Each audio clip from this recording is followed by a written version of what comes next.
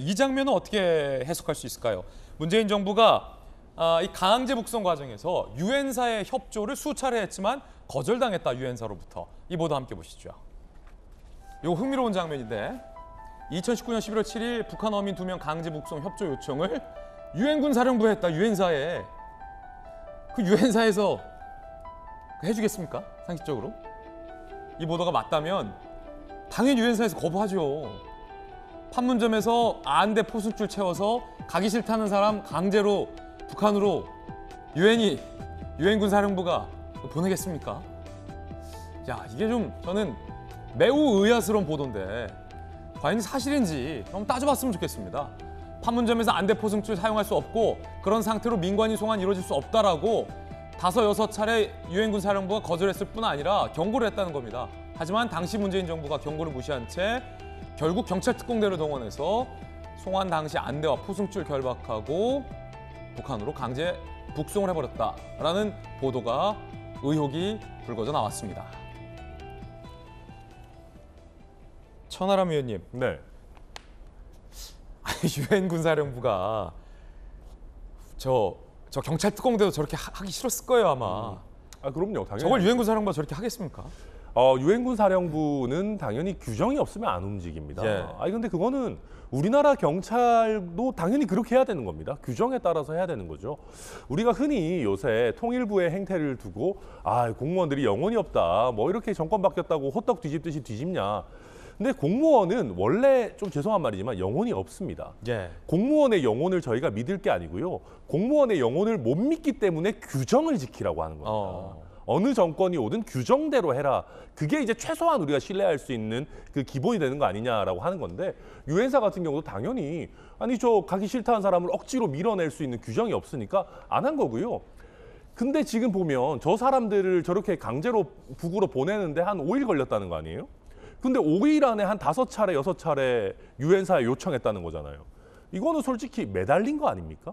매일매일 요청한 수준이라는 건데, 그러면 결국 그때 당시 문재인 청와대나 아니면 저 담당자들도 이거 우리 손으로 보냈다가는 뭔가 굉장히 꺼림칙한 결과가 생기겠다. 어떻게 해서든지 이 짐을 유엔사로 떠넘기고 싶다라고 하는 어떤 그런 굉장히 강한 의지가 있었던 게 아닌가. 저는 그 점을 주목해야 된다고 생각합니다. 예, 물론 당시 청와대에서는 이 판문점이 유엔군 사령부의 관할 지역이기 때문에 당연히 어떤 유엔사의 협조를 요청하는 건 당연하다라고 할 수도 있겠습니다만, 디테일은 악마는 디테일에 있다라는 얘기 있는 것처럼 유엔사에서 경고를 보냈다라는 대목이 중요한 것 같아요.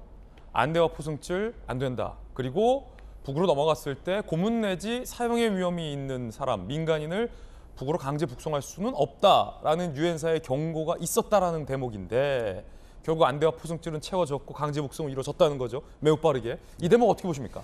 저는 그런 부분들이 중요하다고 봐요. 그러니까 실제로 보면 어떤 정권이 자기의 국정 철학을 만들어가는 과정에서 최소한 유엔사가 보는, 유엔사는 그래도 뭐 군 사령부이기 때문에 네네. 훨씬 더 보수적으로 볼 겁니다. 북한 정권을 볼 때 뭐 인권이 없는 나라에 어떻게 보느냐라는 부분.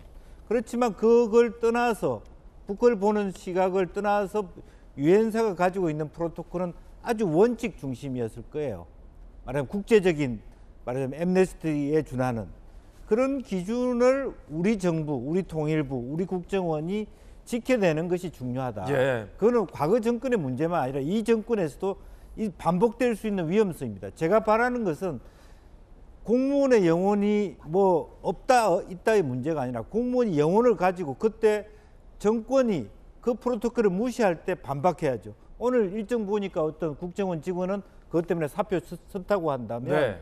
지금 현재 야당에서 이거는 북풍몰이다, 북한의 북풍몰이다 하지만 무리수가 있었다라는 것을 반증하는 거거든. 양심적인 공무원이 있었다는 거거든요. 이제 그런 부분이 과거 정권의 질타가 아니라 진짜 이 정권에서도 공무원들이 제대로 이루어지기를. 제가 지금 통일부나 국정원에 대해서 비판하는 것은 그때는 뭐 했냐, 또 지금 현재 여당 국회의원에 대해서도 마찬가지입니다. 그때는 뭐 했냐입니다. 입장이 바뀌고 난 다음에, 새 정권이 오고 난 다음에 국정원이나 또 통일부 내외에서 이 정부와 가까운 사람이 어떻게 보면은 그때 가만히 얘기 안 하고 있다가 고자질하는 것 이런 것이 반복돼서는 안 된다는 거죠. 예.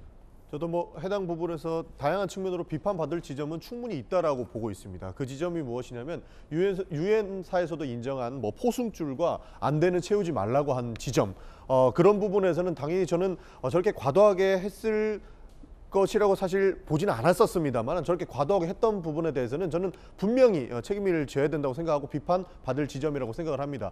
그리고 유엔사에서 북송을 하게 될 경우에는 뭐 고문이라든지 뭐 살해 위협을 느낄 수 있기 때문에 보내지 말라고 하는 부분에서도 저는 어느 정도 인정을 하고 있습니다만은 대한민국 입장에서는 이 사람들을 데리고 있기도 애매한 상황이었을 겁니다. 만약에 그 16명을 살해하고 넘어왔던 이 2명에 대해서 지속적으로 국민의힘에서는 뭐 우리 헌법에서 보장하는 한반도 부속도서 이 2명도 대한민국 국민이기 때문에 이 사람의 인권도 존중해야 된다고 이야기를 하지만 그렇게 본다면 살해당한 16명도 대한민국 국민으로 볼 수 있는 것이거든요. 그런 측면에서 이렇게 살해를 했다고 본인들이 인정하고 있는 부분들을 어떻게 대한민국에서 데리고 있느냐. 이 사람들은 다시 북쪽으로 올려보내서 본인들의 처벌을 받아야 된다. 본인이 저질렀던 일들에 대한 처벌을 받아야 된다는 측면에서 빨리 올려보내야 됐다고 판단을 한 것이죠. 그래서 유엔사의 요청을 한 부분 뭐 충분히 이해를 합니다. 이 사람들이 고문을 받을 수 있다는 것도 인지를 하고 있었을 것이고 그러나 이 사람들이 저질렀던 일들 어떻게 보면은 살해를 저지르고 대한민국으로 도망와서 본인이 저지른 죄에 대해서 책임지지 않는 모습을 우리가 안을 수는 없다. 빨리 올려보내야 된다고 판단했던 지점 이 부분에서 저는 논쟁이 있을 수밖에 없다 이렇게 보고 있습니다. 지금 보고 계신 화면은 전직 국정원 직원이 강제 북송에 반대하면서 당시에 사표를 냈다. 앞서 이제 공무원의 영혼에 대한 이야기도 언급이 있었습니다만 영혼 있는 공무원이 있어요. 분명히 있고 자, 이 국정원 직원 같은 경우는 당시 저게 문제라고 생각했고 지금도 그렇게 생각한다. 검찰 수사 진행 중인 만큼 무슨 일이 있었는지 다 밝힐 거다. 강제 북송 조치에 반대했다. 윗선의 지시에 반발했다. 근데 안 먹히니까. 그리고 이렇게 될 경우는 본인만 이상해질 수 있거든요. 결국 반발성 사표를 당시에 냈었다라고 이야기하고 있는 국정원 직원, 전직 국정원 직원의 사표 소식도 함께 살펴보시면 좋을 것 같습니다.